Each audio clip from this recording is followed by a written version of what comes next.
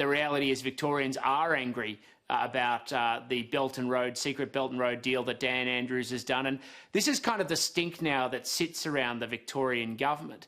You've got obviously their own internal problems. They're then doing deals behind the backs of the Commonwealth government and security agencies with the Chinese Communist Party. And there is now a stench that sits and wafts around Spring Street in Melbourne because of Dan Andrews and the people who sit behind him.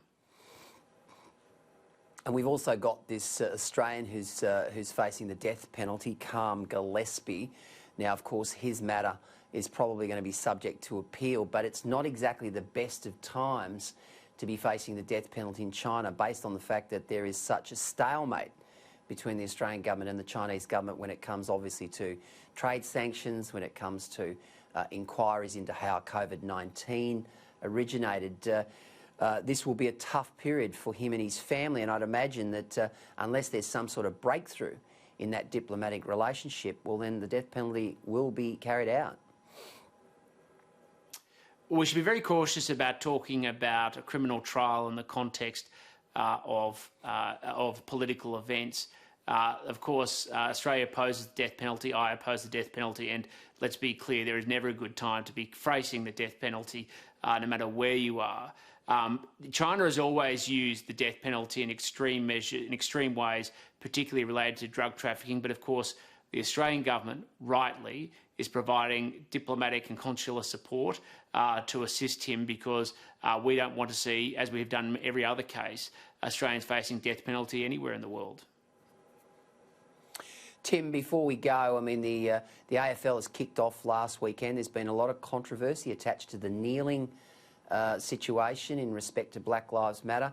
We've had people like Sam Newman very critical of it. We've had a number of people who have said that they will be withdrawing their membership of particular clubs because of that. Your thoughts? Well, as a member of the Melbourne Football Club, I always stick by my team, even when we go through periods like this where sometimes political culture drifts over into sporting culture. But I just think we've got to be extremely careful about importing cultural issues or cultural causes from other countries. Not to say that there haven't been serious issues around Aboriginal and Torres Strait Islanders in Australia in the past. There have been. And there's a need to talk about these issues and address them. But this is a sort of character that's being imported from the United States, and cultural battles that are being imported by the United States, which simply don't reflect Australia's tradition and history. And we've got to tell our own stories and our own history and address whatever wrongs they are as a country and move forward together, not import divisive cultural battles from other countries in the logic that you can simply impose them on our own traditions, because it's just being dishonest and not reflecting the truth of who we are as a country and not bringing the country together. Well said, Tim Wilson. Thanks for joining us tonight on Sky News Across Australia.